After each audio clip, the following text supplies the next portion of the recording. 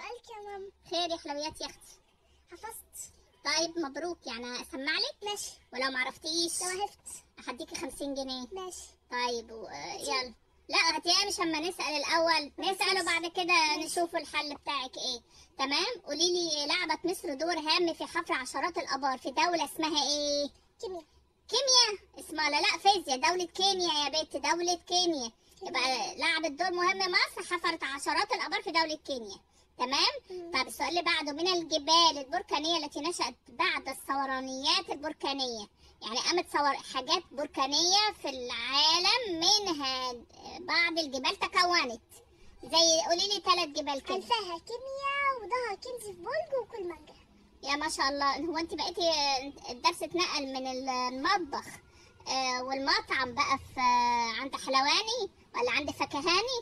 اسمها جبل كينيا وجبل دراكنزبورج وجبل كليمنجارو. يبقى الجبال البركانية دي جبل كينيا، دراكنزبورج، جبل كليمنجارو. تمام. طيب دخلت الحضارة الإسلامية إلى القارة الأفريقية فين؟ شبه جزيرة سيناء. شبه جزيرة سيناء. بنت عرفت تحل اهو. طيب يعتبر ايه أول بناء حجري ضخم في التاريخ؟ الهرم المدهج. تمام شاطرة. بنوتي عرفت أخيرا يا ولاد. طيب حاكم مصري وصلت الرحلات الاستكشافية لأفريقيا في عهده لاكتشاف ايه؟ النيل الأبيض. تمام كويس لما قلت النيل الأحمر. وتم في عهده رسم خريطة للنيل حتى جنوب السوداني.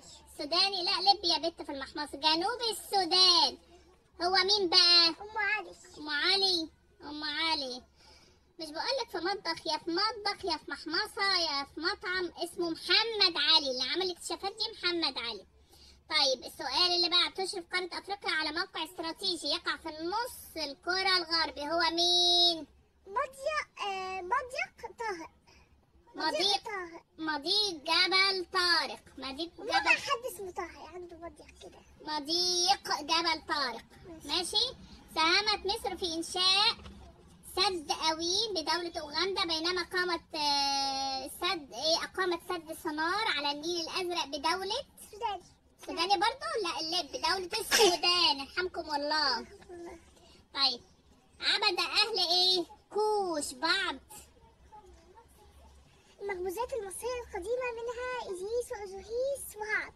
يا صلاة النبي. المعبودات المصرية القديمة زي إزيس وأزوريس ورع. مش رع، احنا مش في الشتاء يا اختي. رع الإله رع عند المصريين. ازداد نفوذ كهنة ايه في نهاية الأسرة الفرعونية الرابعة؟ الإله هاد. رعد برضو؟ معلش لخبطت. الإله رع. طيب يقع البحر المتوسط في شمال قارة أفريقيا. طب وإيه في شرق قارة أفريقيا؟ البحر الأحمر. شطوا. ادي التالتة يا ولاد احسبوا. بدأت رحلة الدوران حول أفريقيا في عهد الملك مين؟ أما ابتدى من البحر الأحمر ثم عادت بعثته لمصر عبر البحر المتوسط بعد الدوران حوالين أفريقيا. مين الملك؟ ملكة؟ نخوة الثاني. نخوة. ومين الندل بقى؟ أما ده عنده نخوة، مين الندل؟ اسمه نخاو الثاني. الملك إيه؟ نخاو الثاني. بدأ بالرحلة من البحر الأحمر وعبر مصر راح البحر المتوسط ولف حوالين أفريقيا. طيب يعتبر تمثال إيه؟ بنسموه تمثال شيخ البلد. مكعبر. النبيل كعبر.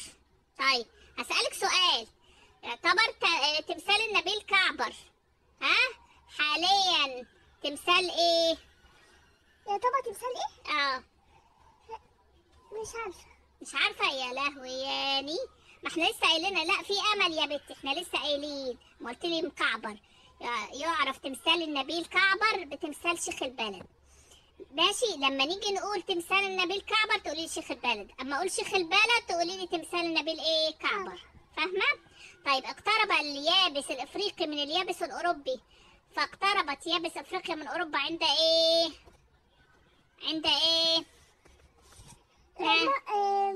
مضيق واحد اسمه طه كده. مضيق ايه بس؟ مضيق جبل طارق. اليابس الافريقي والاوروبي اقتربوا من بعض، واللي هو قريب منهم مضيق اللي قربوا من بعض مضيق جبل طارق. طيب تعتبر قارة افريقيا تقترب من قارة اسيا عند مين؟ مضيق ند. مضيق باب المندب. ند ده انا اللي عايزة اندب. مضيق باب المندب. طيب تبلغ مساحة قارة أفريقيا قد إيه من اليابس أو من الكرة الأرضية؟ قولي دي ودي. ها؟ خمس. أيوه 20%. يا خمس. 5%.